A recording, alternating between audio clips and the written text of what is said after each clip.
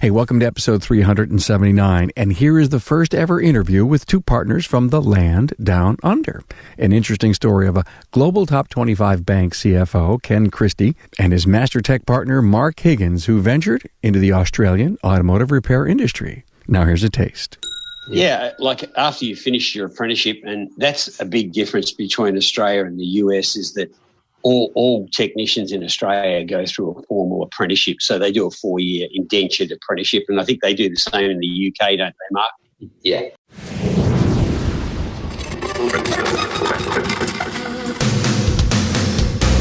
Welcome, Aftermarketers, to Remarkable Results Radio. Listen to learn just one thing from today's episode on your journey to remarkable results.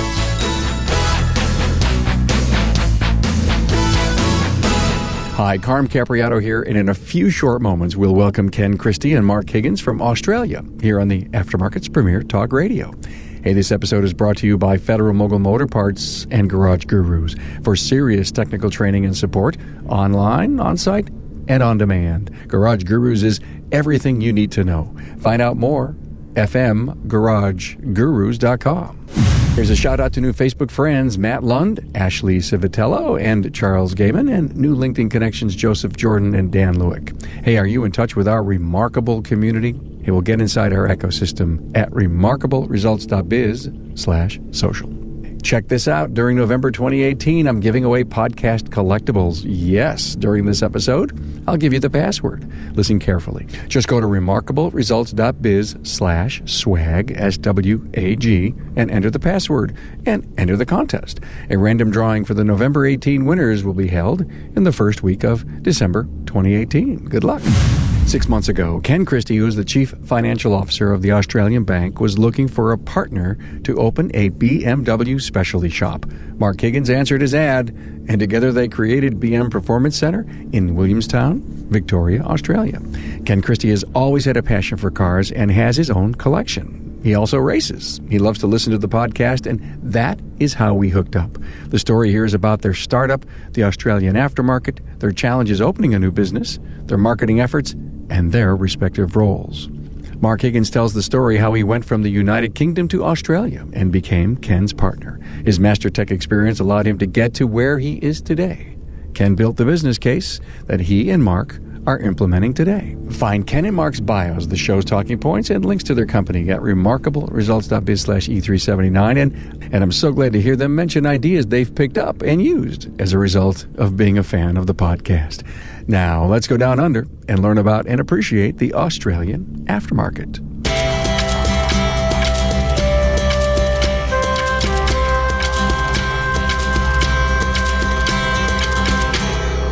Hey, a warm welcome to Ken Cristie and Mark Higgins of BM Performance Center in, now get this everyone, Williamstown, Victoria, Australia. Welcome, Carm. Okay, you guys cruising the show, my first Australian interview. So happy to have you guys here. And for the listener, here's what we're going to talk about. We're going to talk about this brand new shop that's been open, 6 months now? Yeah, just on 6 months. Just under 6 months. In the background that both of you have and some of the challenges that exist in the Australian aftermarket. When Ken and I were on the internet, just having our pre-call a while back, Ken reminded me that Australia is the same landmass size as the United States. And, I've seen it on the map so many times, but I was never able to, superimpose it to figure it out until you told me, Ken. And then you said, and you guys got, 300 million people, and we only have 25 million. So there's a lot of space in the outback? Absolutely. See, that's my first Australian word. I just got it. So, hey, so glad you're here. Ken, I guess it's really important for the listeners to know that you're the Chief Financial Officer of Australian Bank, but you love cars. Yeah, I've always had a passion for cars, and I've always had a big man shed, and the opportunity came around when my wife just said, well, you need to do something productive with the assets you own. And, being a chief financial officer every day dealing with numbers. And, I was very fortunate to find Mark as a partner, and I had the building, and we decided that we both had a passion for BMWs. And I race an M3 BMW, and Mark's, been BMWs all his life. And really it was a meeting of the minds. And a lot of work to build our business case and viability of what we were trying to do. But yeah, it's a very different outlet for me from my day-to-day job. Here's the impact, everyone. When Ken said that he was responsible for $4.5 billion in profit for the Australian bank, I realized that he really has to have a passion to want to be in the car repair business. And you're going from, I don't know, 7, 8, 9 figures over here to, maybe 1 comma or 2 commas over here. I think it's just cheap labor for when he breaks his race car. Oh, got it. Oh, see, Mark broke the code. I love it. Well, hey, so glad you're here. So when Ken, Mark approached you and said, hey, I want to start this business, and, you're a legacy tech, and you've, I think, wrenched or owned business all over the world, haven't you? Yes. So I originally started in the UK. That's where I did my apprenticeship with BMW. And I came over to Australia in 2011. And, always stayed in the main dealer network for BMW. And then now just evolved out of it, which has been nice. Okay, so when your friend Ken called you and says, hey, I want to do this, Ken, did you already have the business plan, or did Mark, you have the business plan? Give us a minute of how this thing was birthed. Mark, maybe I'll kick it off and you can jump in. Go for it. I had this idea that in the back of my mind that I wanted to create a workshop that was exclusively BMWs and Minis. I put an advertisement actually on Seek, which is our local, recruitment to look for a partner who wanted to do the same thing. And Mark had a look at that online and contacted me, and we decided to get together for dinner just to talk about this idea. And after about sort of 6 months, I suppose, of meeting, once a month and brainstorming ideas, we decided to build a business case and give it a go. So the business case, Ken, did you draw that up? I think I conceptualized it, and, I'd obviously had a lot of business cases in my day-to-day job, and, Mark had been less exposed, I suppose, to business cases, but Mark drove a lot of the technical aspects and pricing and bits and pieces, and we did a whole lot of benchmarking. In fact, Carm, it's something that we're more than happy to share. We built a pretty good financial model, which we can give to you afterwards, and any of your listeners can use that as a base model for their business in working out the viability of it. But it was a pretty extensive business case. I think Mark's accountant said, Mark, it was probably the best business case that he'd seen of all of his businesses, but it was like 50-odd pages long, so it was pretty extensive. Oh, my. Viability, it's a great word that I think you just mentioned, Ken. Mark, when you looked at the plan, what was your first reaction?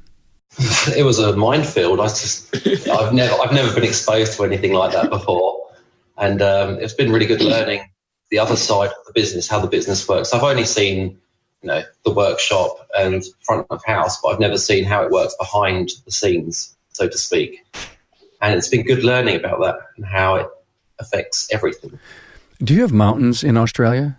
Yes. What's the tallest mountain? Mount Kosciuszko in New South Wales. Mount Kosciuszko. Mark, was it like looking up Mount Kosciuszko? It seemed more like Everest. What has been the greatest challenge in the last just under 6 months for you guys? I think getting a constant flow of cars, just because it's a new business, it's getting people to come in and trust you, I think is the biggest thing. Wow, marketing and trust and integrity and ethics and all that stuff. So every car stands on its own, if you will, reach in bringing back that customer and having that word of mouth. How's it going? It's been good.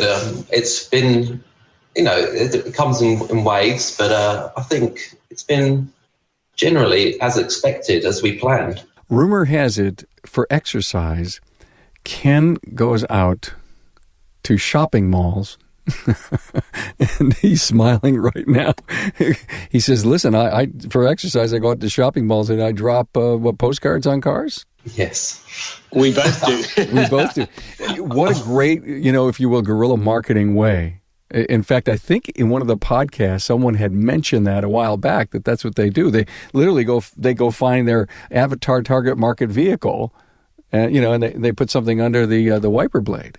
Yeah, it's interesting because we still do it, It's really, I suppose from our viewpoint, we actually put it on the driver's side window because it annoys people if you put it under the windscreen because they get in the car. Fortunately, all BMWs and Minis have enough space between the window and the trim that you can slide it down the side of the thing. But yeah, look, we do that regularly. We knew that there'd be a 4 or 5 different prong marketing approach to this. And if you look at our Facebook reviews, they're phenomenal. We've had 5 out of 5 by every customer that's ever been in the workshop. And that's driven a lot of it. And Mark drives that side of the business. All of him and Gabby, his wife, sort of run that, all the electronic media side of it, and I tend to run the physical side because I like the exercise and I pound the pavement for within a 10K radius or 10-kilometre radius, and we do a lot of car drops, and it's been very fruitful for us because we only do Minis and BMWs, and that's the only cars we drop on. So your joy must be seeing those Facebook replies and those 5-star reviews, Ken. It's fantastic. You know, I think Mark and I never, ever imagined we'd get the social media reviews that we've got, the passion that customers write about us on the web, and it's really blown me away. I think it's blown Mark away as well. And they recommend their friends, and that's a big medium that we use to drive customers into our workshop. Mark, what kind of organic Facebook marketing are you doing? We are trying to make it more relevant to people, so I think now we're going to try and make it more personal, so more faces into the Facebook posts and just not boring, repetitive, just reposts, and because everyone's doing it at the moment. And Facebook seems to be flooded now with marketing and advertisement, and I think it might be changing soon. Yeah, you know, I hear that more and more and more. It's got to be organic. It's got to be real. It's got to be homey. It's got to be family. And you know, so many unbelievable ideas keep coming out when there's a really cool color. I'd say a very limited BMW color that not many people buy, and it is just cool and shiny. Why not take a picture of it and let the world see, hey, we got one of those, you know, green metallics in here today, right? There's a lot of black cars. Oh, you're getting a lot of black? You have a lot of black? Yeah, a lot of black. Well, it's interesting. We, in fact, we just, Mark and I we just bought a Mini Cooper Works that we're about to build into a track car for the workshop, and we got it through the salvage auction, and fortunately it didn't have as much damage as we thought, and Mark sort of said we should buy it, and we're about to build that into a YouTube channel. We're going to do a YouTube channel on how to build a track car build for 5K. So we're about to embark on that over the next couple of months. I'm talking with Anthony Frohine, a technical product specialist with Federal Mogul Motor Parts. Anthony, when you're in a shop, are you talking tech as well as product? Whenever I do a physical training, there is product incorporated part of the whole training overall, but it's to maximize the time, whether it's diagnostics, whether it's inspection, whether it's installation. So that way they understand that, hey, by skipping that extra 20 seconds by putting on this set of brake pads and not replacing the hardware, hey, this might be the reason why that I'm getting comebacks. And usually, being a ex-shop owner, I understand that the first time you get paid, the second time's free. And so are the techs really starving for this information? Oh, absolutely. A lot of times you have, we live in an industry where I like to say they cut the roast in half and they don't understand why, but they do it just because they've always been doing that type of an industry. So, you know, to break it through that, they've been doing something for 30 years and they see as they haven't been doing anything wrong, but it starts to open up their eyes to, hey, you know what? It wasn't necessarily wrong, but there is a better way. So you're really talking to me about an aha moment. Exactly. And tell me, when you see that happening more and more from technicians that you're out with, how does it make you feel? Oh, it's awesome. I mean, you really feel like you're giving back to the community overall. But ultimately, the way I tell them, you know, I look at every single vehicle that I worked on prior to, or I had my customer, just like I'd put my family in that vehicle. I look at it as I'm keeping everybody else that much safer because the job's getting done correctly. Federal Mogul Motor Parts' Garage Gurus is your go-to source for the vehicle training, technology, and answers you need to keep your next job on track. On-site, online, or on demand, the Gurus are here to help keep your business and your career on the road to success. Visit fmgarageguru.com. Hey, Carm here, and I'm stopping for just a second to tell you the November 2018 password for our SWAG swag contest. It is learning.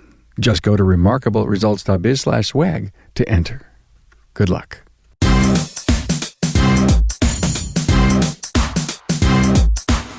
So, in this city that you're in, is BMW a preferred or a high-end vehicle for the avatar customer that you're going for?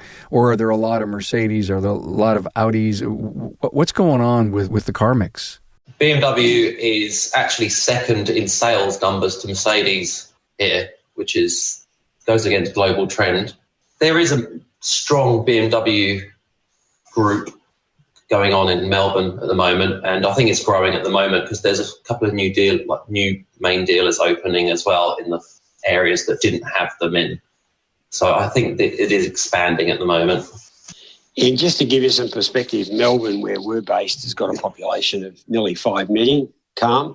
So we're a reasonably sized city relative to a lot of other cities, even in the US. The Australian car industry doesn't do any more manufacturing. We're a net importer of cars now.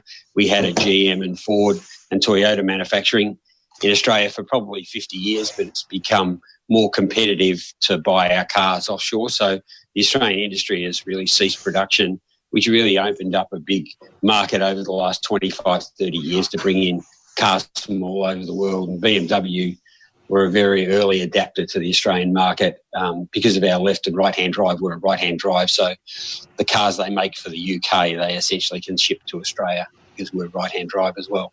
Besides Mercedes and then BMW, what's in the top 5? Toyota is certainly a big brand.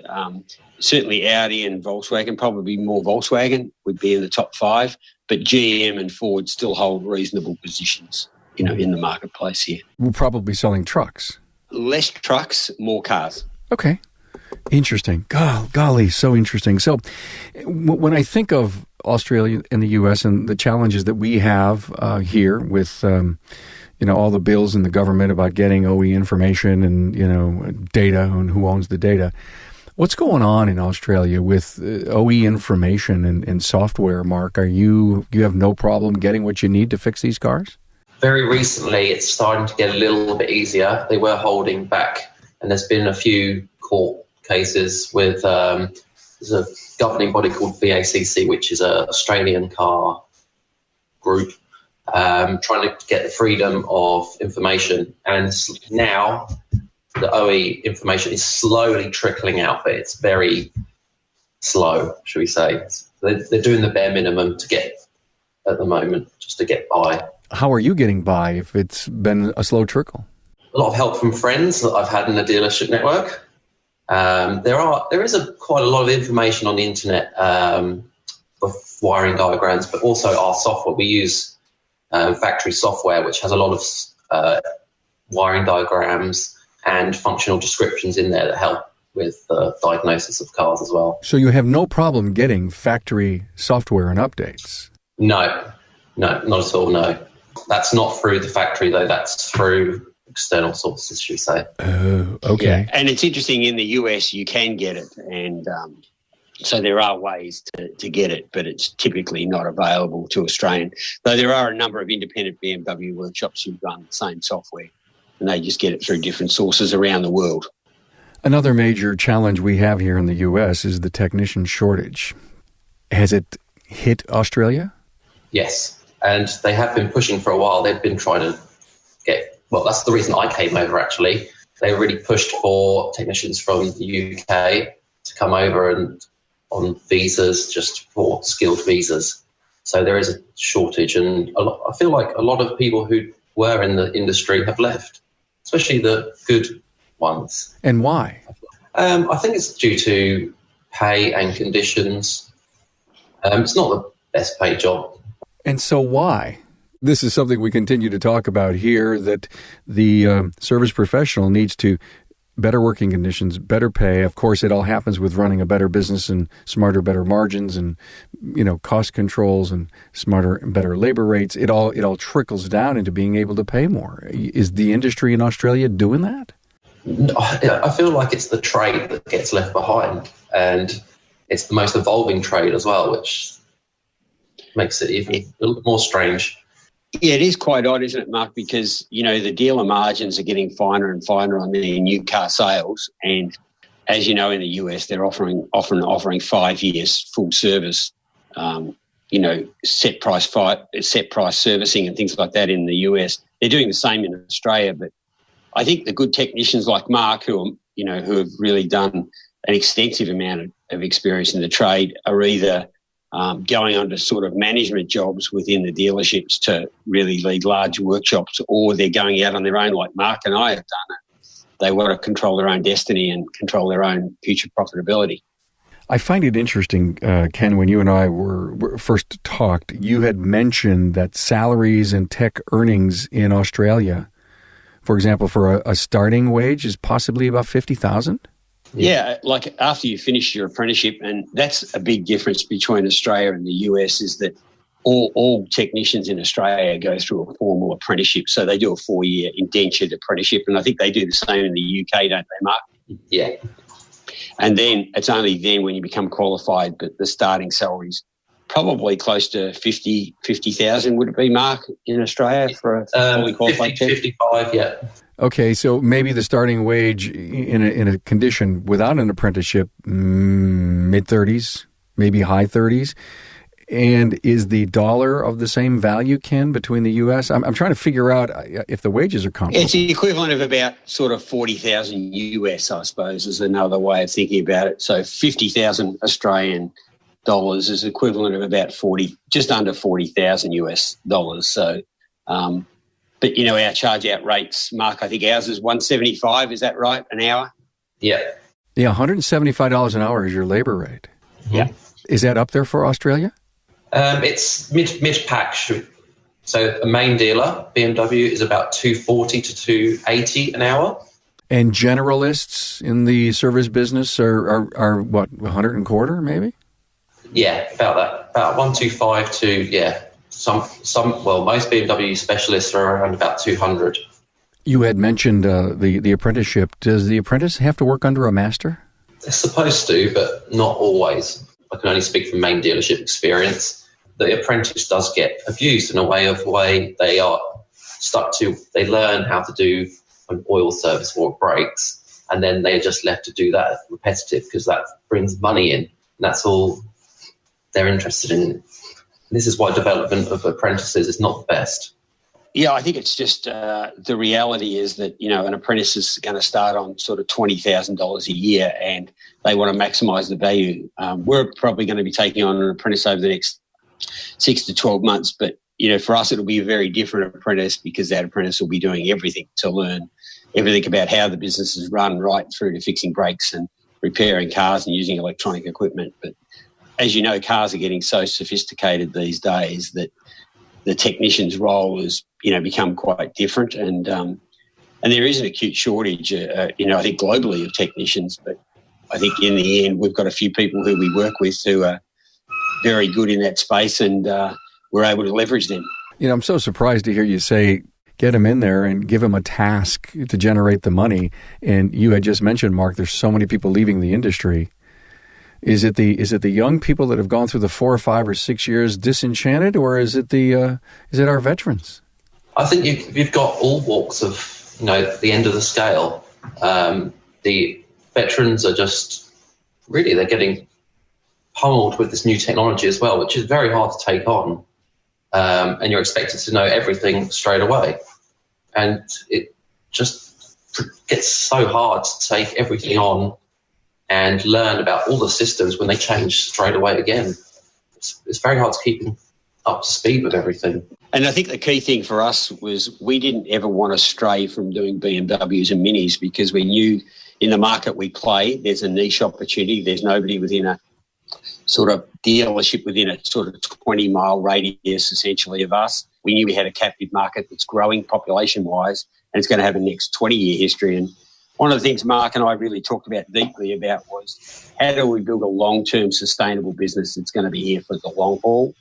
And I think that you can sometimes get blindsided by short things, and we just continue to invest in the business at every opportunity because we want to grow it long-term. And be it the programs we offer, like our ideas that we've actually got off your podcast, the STEM class for kids, for science, technology, engineering and maths that we've got for 8 to 13-year-olds where they can come in on a Saturday and we get them, we have an engine and they've got to take off the water pump and put it back on and, learn to change a tyre, through to things like this BM Performance Centre experience, which I spoke to you about, which is we picked up from Porsche in New Zealand, actually, which is where the customer can come in, and especially M owners and we do a lot of M vehicles here because of our performance bent, but they come in and they actually do the service with you live, and they're part of the service. And we put the diagnostics up on the wall. We've got 42-inch flat screens. You probably see one above Mark, but we've got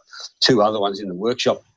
And the customers can see their car live running on the technician's laptop, and we can really explain to them, and they get so much closer to their car. And when you say this needs to be replaced, you can see why and you can explain it to them. And things like that we're trying to differentiate ourselves in, that people really are valuing.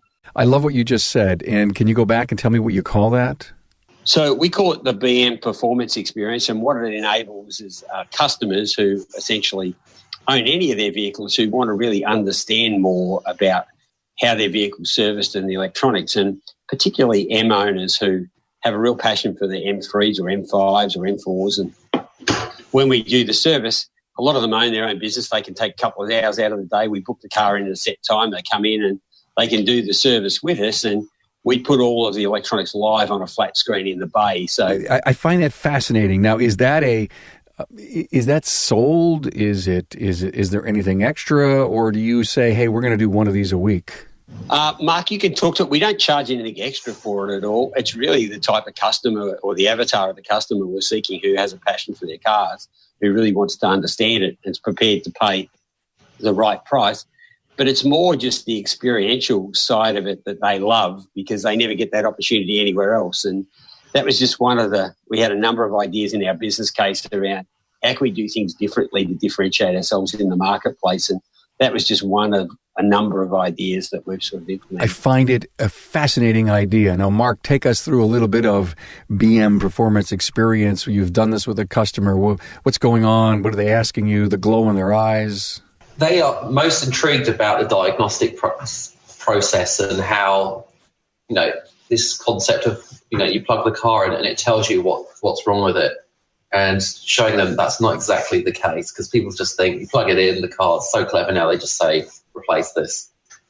And just showing them how all the different parameters and how the cars run and all the different warm-up stages, and that's what they're most intrigued about, and how the car works and so forth, and how all the sensors, you can show them how the sensors work rather than just taking your word for it. I love it.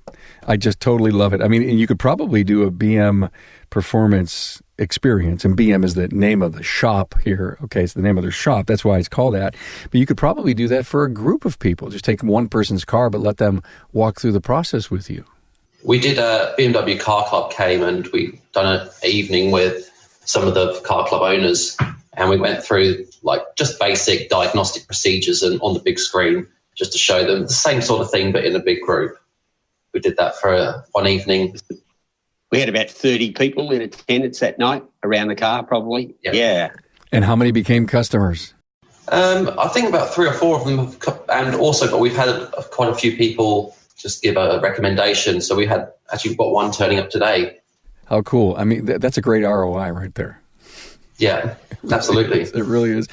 Ken, let me go back to this business case that you so eloquently talked about and built for Mark and for you guys to make a decision. You probably figured out that you can't be a generalist and be successful. Is that true?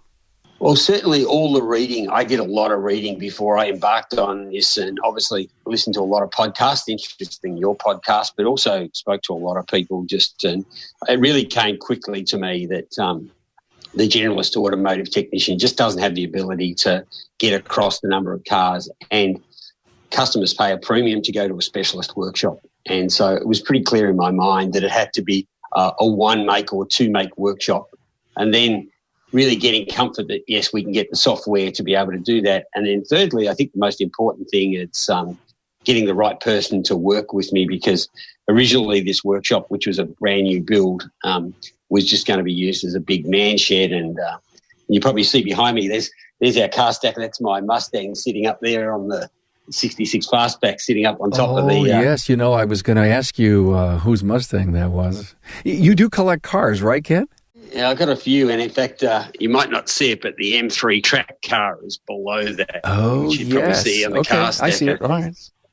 And Mark's we're about to embark on a Mini Cooper build, but it was really, I did the basics, but I think the great thing for Mark and I was we built the business case together, and Mark could validate assumptions we had on profits margin on parts, or, what's our labour rate. We had this Excel model we built, allowed us to model any number of scenarios. And like I said, we're happy to just give you that, and you can put it on the web for your clients in case they want to ever use it as a base model for building a business case. We'll offer it as a download. Yeah. So we did a lot of validation and testing, Mark, and what was going to be our differentiation. And I suppose for us, the whole basis of our business case evolves around our promise to our customers, which you'll see on our website, but we're 100% committed to that, and that's what's going to give us sustainability. And we think we've got a blend of both financial skills in my case, technical skills in Mark's case.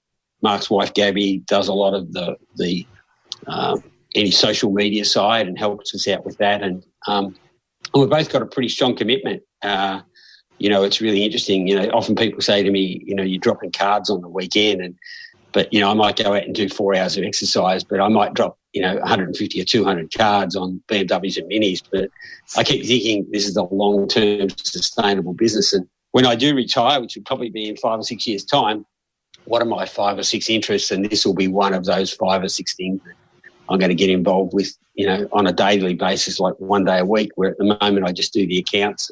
Mark and I catch up for dinner once every couple of weeks and go through our plan and what we're going to do. But the business case was incredibly extensive. I've seen business cases that work for large, hundreds of millions of dollar investments, and ours was up there with all of those, Mark, you happy with your partner? He'll do. It's amazing when I ask a question like that and I have both people on to know what someone's going to say. It's perfect. Absolutely perfect. Average repair order. What you wrote me and told me what that was, Mark, and it's $1,090. $90, yeah. That's on average, yeah. And again, you're not doing a lot of cars, but obviously the work is there. The biggest factor is parts prices are very expensive. That's what pushes the repair order up quite a lot. Okay, help me understand the parts distribution system out there in good old Australia. So we've got a few suppliers. So we've got obviously the main dealers, and then we also have OE suppliers as well. So we've got 3 or 4 OE suppliers. I'm pretty sure it's to do with the tax system, because parts prices here are off the scale compared to what I was used to in the UK. Just to give you an example, a new key in the UK was about $150. Over in Australia, it's about $700. So that just shows you that 2 ends of the scale of how it's very different. But why? I think it's a combination of scale and scope. Some parts are specifically right-hand drive, where, the mass market is a left-hand drive market for essentially Europe and the US. I think it's a combination of taxes. I think for specialty parts, some of the BMW dealerships, really are maintaining their margins that they want to make. We try and target 40%, Mark. Is that right, on parts? Roundabout, yeah. That's where our target is, around about 40%. But we've got a really good supplier in HSY who's probably a bit like your Mook equivalent, but does a mainstream, but they just do European cars. So we get a lot of parts through that. We're a Castrol shop. We only use Castrol oil, for instance. So we try to pick a limited number of partners we want to work with who want to help us build a sustainable business. And I think, when people look at our business case and look at the long-term partnerships we want to build, we're pretty committed to it, and they become committed to it. So they try and help us build a business, because we do believe it's a coalition of the willing. Sometimes it's got to help you do things. And, the things like the mini track car build will do, we're going to be we'll take some ideas from Chip Foose, the way he sort of set up that sort of channel with his part suppliers on the wall, and we'll do the same sort of thing. So for us, it's about really taking a lot of ideas that are in the world, and I'm in the US a couple of times a year for see family, and just to really take that and try and implement it into our business. We're happy to try things, aren't we, Mark? We've just got to keep trying things. But I might just show you around on the workshop, Cam, just so you've got an idea of what the workshop's like, just to give you. That's the M3 track car that I that I race. Your name's on it. And then that's the Mustang up the top. But to give you an idea, that's the Cooper S that we're building into that one there that we're about to build. This gives you an idea. The workshop's pretty full at the moment. Yeah, nice looking shop. Too bad our listeners can't see it, but you've done a great job of explaining how many bay. Let me see. I know this number of lifts: 4 lifts, 5 bays. And who's the service advisor? Is it Mark, or is it Mark working in the shop? Mark, and we have obviously a contractor who works with us. But as you can see, we finished the workshop. The workshop's immaculate. Like it's all floor to ceiling painting in white, and I suppose because I own the building, that makes a big difference, because I don't mind spending the money on my own building. Yeah, I understand. What a great opportunity for Mark to answer an ad. Simply answer an ad. When I thought about this idea, it was really, how can I get a partner who's got the same mindset to work together to grow what we want to grow? And I always had in the back of my mind that, having a passion for cars like I have, and I was prepared to put a lot of effort in to make this successful, because it's not a financial issue for me. Obviously, I get reasonably well paid in being the CFO of the Australian Bank, which is a big, multinational bank, and that sort of covers, I suppose, anything that I want to do in life. But so this is really, not everybody gets that opportunity, and I suppose what I wanted to create was an opportunity for Mark as a partner. That one, I agreed to give the workshop for free for 3 years. That helps, build a sustainable business, not having to pay rent and things like that, And hey, so while Mark is away, let's talk about the aftermarket and the associations and conferences. Bring us up to speed on Australia. We've been very fortunate in Australia. We have a similar thing to what you have, which is an Apex setup. It's not like a SEMA show, but it's a reasonably large show. They probably have 250-odd exhibitors at the AAA show, which is the Australian Aftermarket show, and that's really designed for people in the industry who really don't deal with the mainstream car brands, but really deal in the aftermarket. And that particular show is held biannually every 2 years, and that's really where our key suppliers are, and that includes everybody from diagnostic equipment through to oil suppliers, through to parts suppliers, right across the spectrum. And so I think Mark and I are looking to come to Apex next year just to experience that. And that's really to pick up 3 or 4 new suppliers for Australia that aren't in the market, that we can be their distributors for as a select group of partners. But it's a very well-attended event. They have a lot of technical sessions on how do you grow your business and others. And in fact, before we started the business, that show usually held in September. Mark and I essentially went to that show, and that was where we got the idea of a few things that we've taken into the workshop. And we bought our hoist from that supplier that was there. But that's a pretty big show, and you can have a look at that online if you want to, on the AA show. So, but it's an important part of the aftermarket segment, which is growing because Australia's population is growing, and I think that's the important thing. We've got a country that's, as you said previously, same size as the United States, but only 25 million people. But we've got a very skilled immigration policy in Australia. So basically, if you've got a trade or you're an undergraduate, you've got an undergraduate degree and you're under 30 and single, Australia will open you with enormous arms. You can have as many people as you like that come to Australia. So basically, if you're educated, have a trade, or you're young and haven't got any dependents like children, Australia has an open immigration policy. It essentially says we're open to people like that.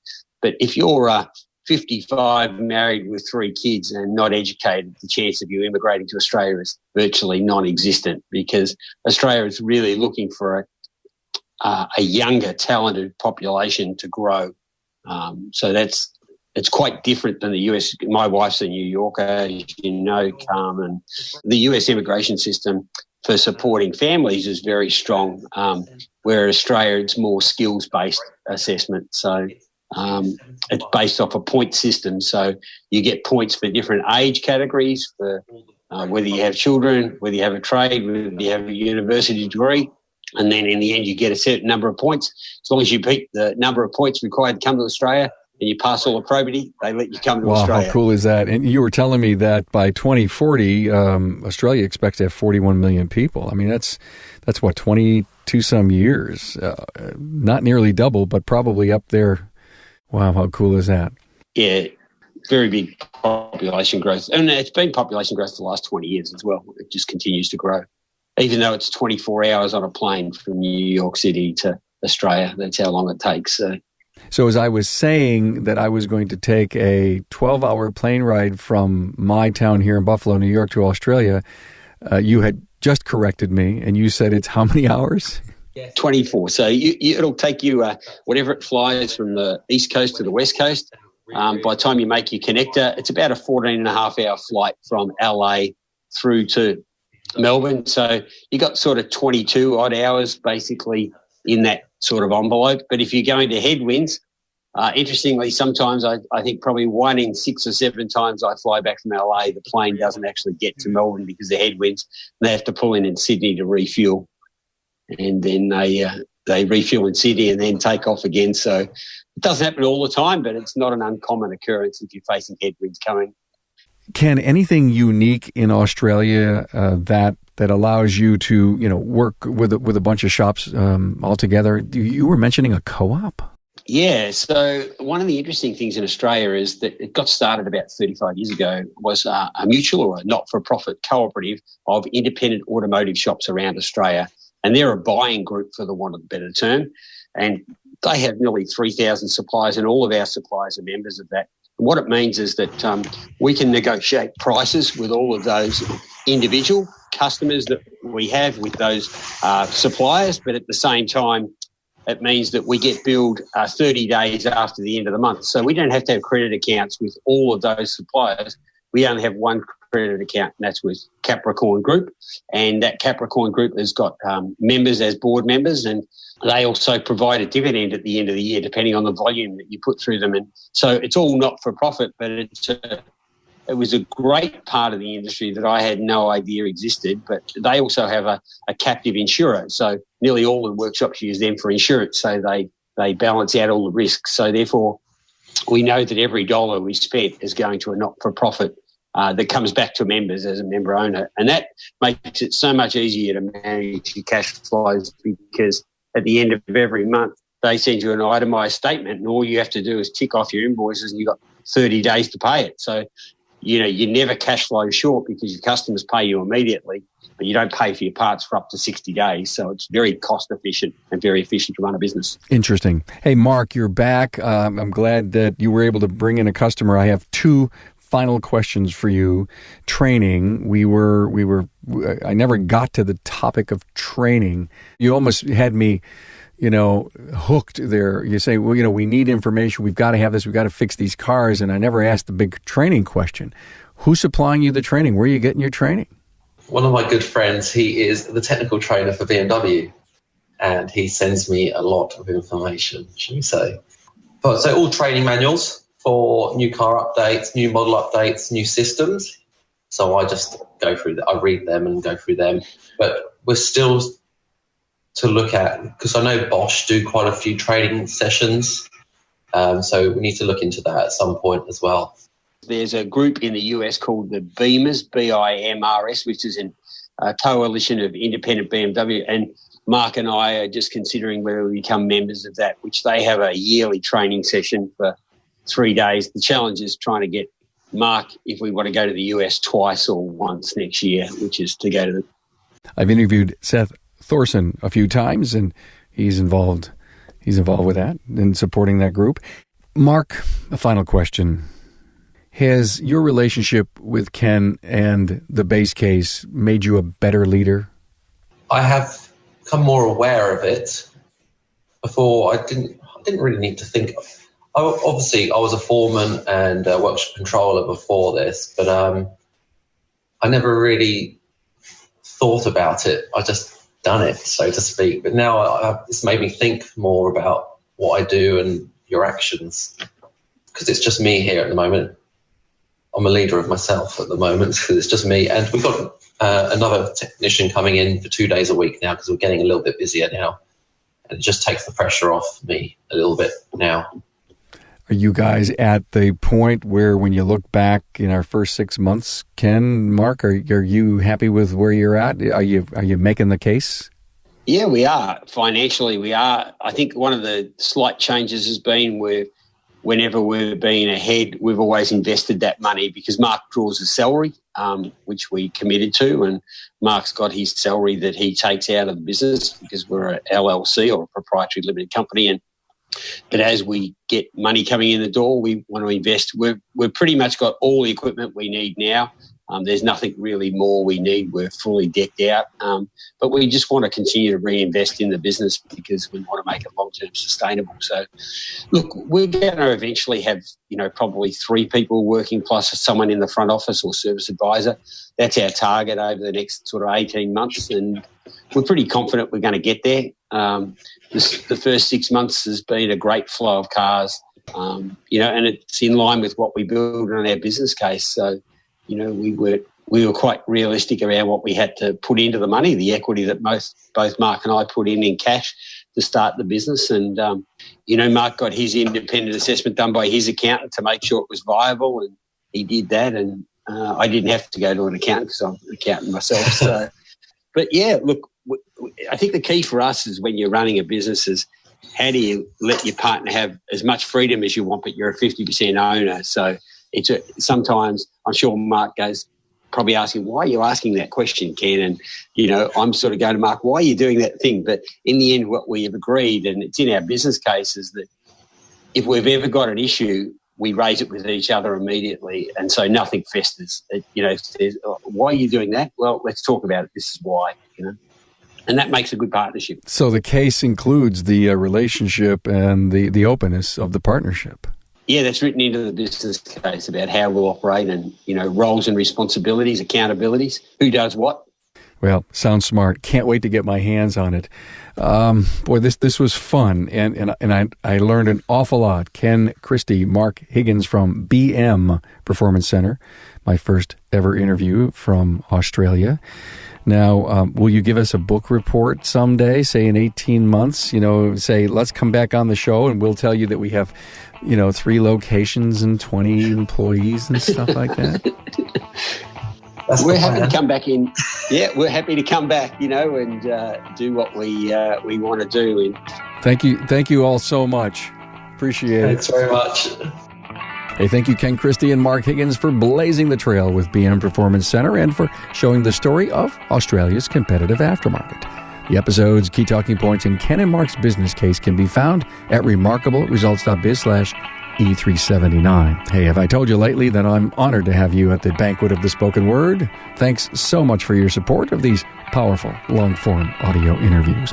Hey, don't forget, during November 2018, I'm giving away podcast swag. Go to remarkableresults.biz/swag, enter the password LEARNING, and get into the contest. A random drawing for the November 2018 swag will be held in the first week of December. Good luck, and we'll talk soon. Thanks for being on board to listen and learn from the premier automotive aftermarket podcast. Until next time.